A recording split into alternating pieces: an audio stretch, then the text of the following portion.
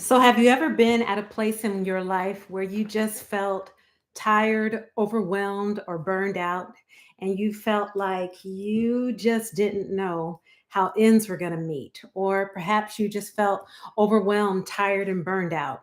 If you've ever felt like that, I want to encourage you today to tell you to be strong and courageous.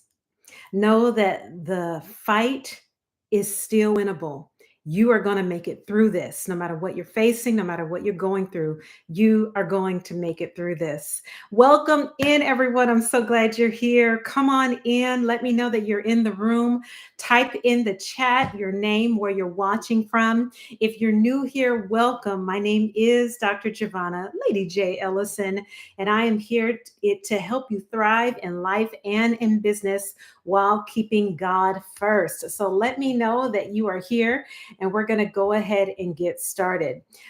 So, one of the first things I want to do is really start off by just encouraging you to run your own race at your own pace. Will somebody type that in the chat for me? Run my own race at my own pace. That is so important.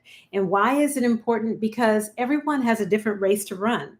Everyone has a different cadence at which they run. Gotta turn this on right here. All right, so everyone has a different pace at which they run, and everyone has a different cadence at which they run as well. And so you want to be sure that you're running your own race.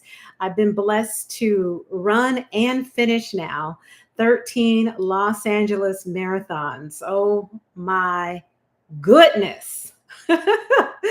When I think of the goodness of Jesus, that was nothing but the goodness of the Lord. I'll never forget my first marathon when I ran. I had trained hard for 26.2 miles.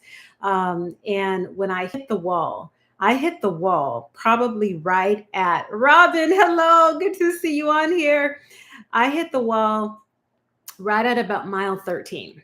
And so when mile 13 is, you're right there smack dab in the middle, right?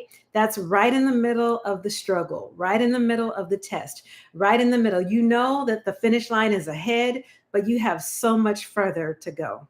Anybody been there where you felt like, wow, I don't know if I can take another step forward. I don't know if I can actually make it through this. And I felt that way.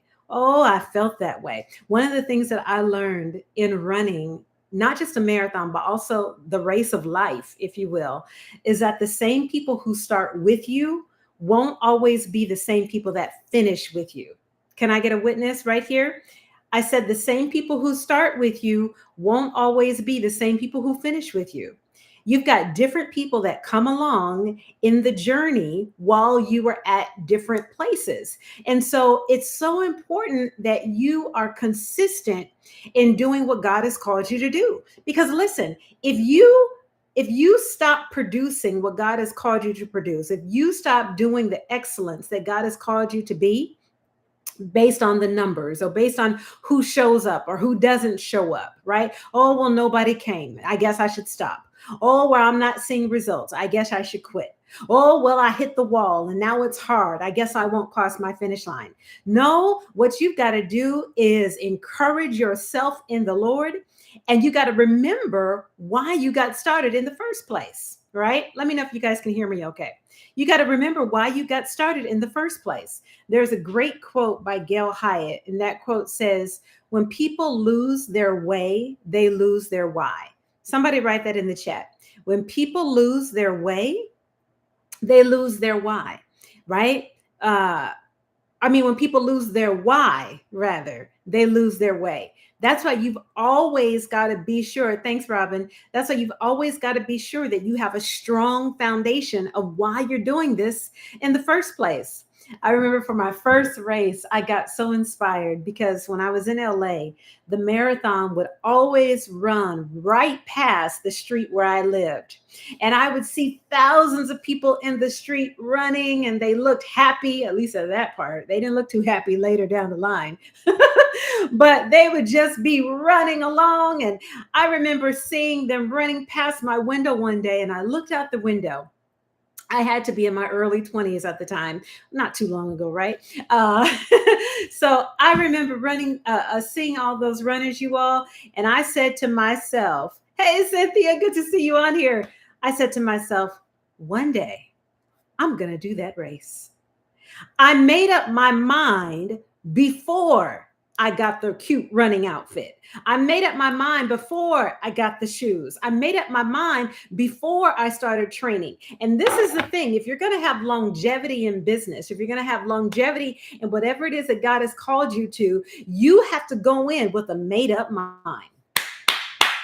Come on, somebody. Type it in the chat. I have to have a made up mind. You've got to have a made up mind. Why? Because situations will happen that will cause you to change your mind. Things will happen in your life. People will come in and out of your life that may cause you to change your mind about some things. But you've got to have a strong, solid foundation. There's a song that says, "My soul is anchored in the Lord." You've got to have a strong anchor. Yeah, you've got to have a strong anchor. That's right. Hey, Linda, good to see you on here.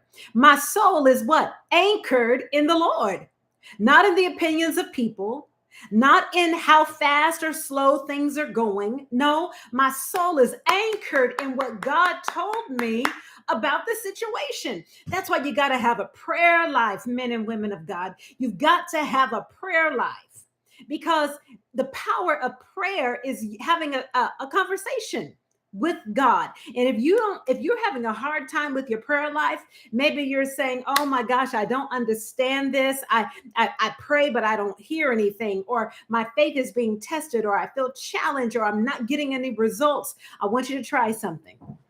This is an activity. Where's that book? That book is called Two Chairs. It's called Two Chairs. I have it on my bookshelf over here somewhere. Hold on, I'm gonna grab it for you. Hold on, everybody. I'm gonna grab this book. Okay, here it is. Let me put my headphones back in. Hold on. This is live and in real time. Okay, so if you don't have this book yet,